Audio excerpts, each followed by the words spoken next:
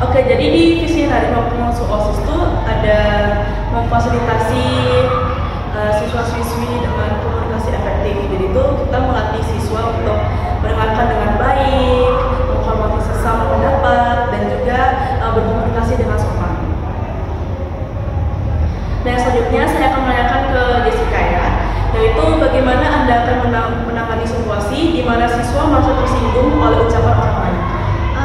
Oke, jadi jawaban dari saya, jika ada seseorang yang merasa tersinggung terhadap omongan orang itu, mungkin misalkan nih si A dan si B ada masalah ya, terus si A ini cerita ke saya, mungkin saya akan ngasih saran bahwa mungkin bisa diomongin secara baik-baik dulu, secara privacy ya, karena jika nanti dipendam semakin lama, itu mungkin akan munculnya rasa kebencian pastinya.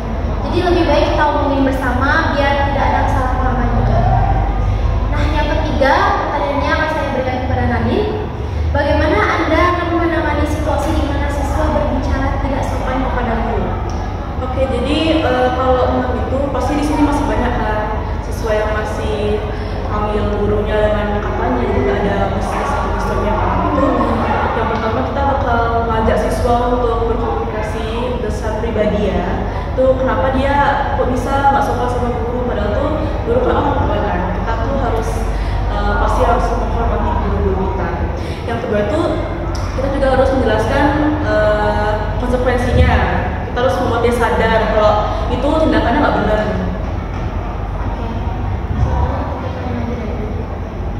Selanjutnya pertanyaan yang kedua buat Jessica, bagaimana Anda akan menangani situasi di mana siswa berbicara tidak sopan? Bagaimana Anda akan menangani siswa yang sering menggunakan bahasa kasar atau tidak sopan? Untuk masalah ini, seperti yang kita ketahui juga masih banyak siswa-siswi di sekolah di Tamadin itu yang masih berbahasa kasar, tadi seperti yang dibilang oleh Nadine, berbahasa kurang sopan kepada guru atau apalagi sesama temannya. Menurut saya pribadi sih itu kesalahan dari diri kita, dan kita juga harus sadar dari diri kita sendiri sih kalau berbahasa kasar itu sebenarnya tidaklah sopan, yang lumayan minus bagi kita sendiri. Jadi mungkin dari saya sendiri sih mungkin bisa mengubah kata-kata kasar itu menjadi kata yang lebih baik ya, mungkin dari kata yang kasar bisa diubah jadi astaga atau gimana, jadi biar lebih sopan lah istilahnya. Nah, untuk pertanyaan selanjutnya untuk Nadine, bagaimana Anda akan memastikan bahwa semua siswa merasa dihargai dan dihormati? Oke, kita pertama kan mengajarkan nilai-nilai yang basic ya, seperti toleransi, empati, dan saling menghormati. Nah, yang kedua itu kita juga mungkin maybe we can make acara yang dimana siswa-siswi itu bisa memberikan suara atau pendapat mereka, dan itu pasti akan dilaksanakan secara bergiliran, jadi siswa-siswa itu punya kesempatan. Selanjutnya untuk Kak Jessica, jika kamu tahu ada teman di sekolahmu yang pacaran dan melakukan hal yang melanggar norma dan nilai masyarakat, apa yang akan kamu lakukan? Melanggar nilai norma mungkin dengan adanya pornografi gitu ya.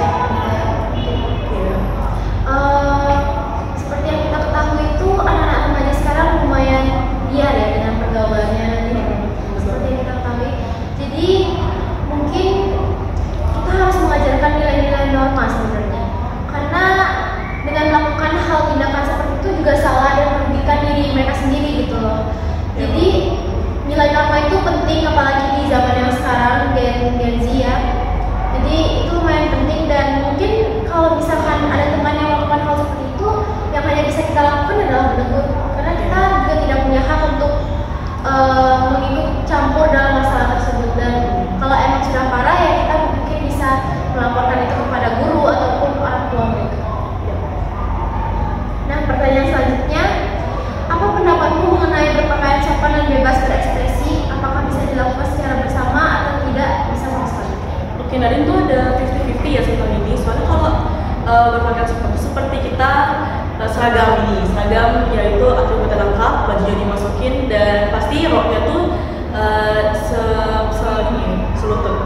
Kalau untuk bebas berpakaian itu kita ada out of uniform day kan. Pas itu juga ada rules-nya, kayak nggak boleh memakai celana pendek, habis itu nggak boleh crop top. Tapi itu pasti banget ada siswa yang masih melanggar peraturan itu. Oke, yang selanjutnya bagaimana cara Anda menangani siswa yang menunjukkan sikap tidak sehat dalam hubungan pacaran? Tidak sehat mungkin contohnya itu di sekolah ya, seperti melakukan berpelukan ataupun kadang sekarang tuh orang pacaran tuh udah yang benar-benar melewati batasnya gitu lah. Kalau di sekolah itu menurut aku kalau misalkan pacarannya masih sehat, cuman ngobrol biasa, terus berduaan dan tidak melakukan hal apapun sih wajar-wajar aja ya. Terkecuali mereka melakukan apa pelukan atau pegangan tangan di depan adik kelas itu mencontohkan hal yang tidak baik, karena itu bisa saja dicontoh oleh adik-adik kelasnya. Karena di sekolah itu ya kita berfokuskan kepada sekolah. Kalau misalkan sudah di luar sekolah ya mau melakukan hal seperti itu ya tidak apa-apa karena sudah di luar sekolah. Next question, bagaimana sih Nadine cara bersikap kepada guru baik yang kamu sukai ataupun yang kamu tidak sukai? Oke, guru itu istilahnya tuh orang tua kita di sekolah ya Kak.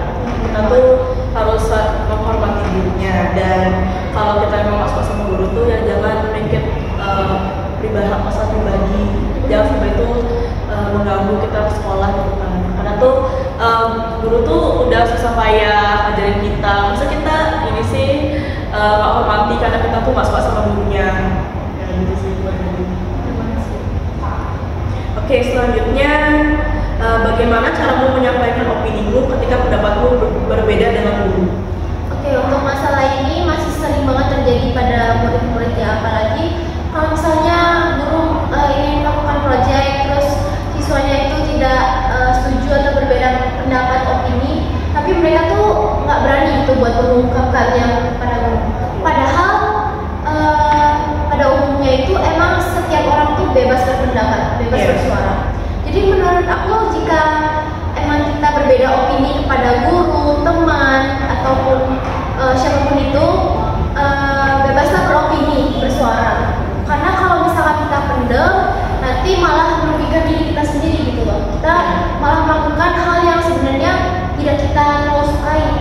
Jadi lebih baik kita beropini. Itu sih menurut aku yang tadi. Oke. Nah, selanjutnya, apa pendapatmu hubungan antara etika dan keberhasilan di masa depan?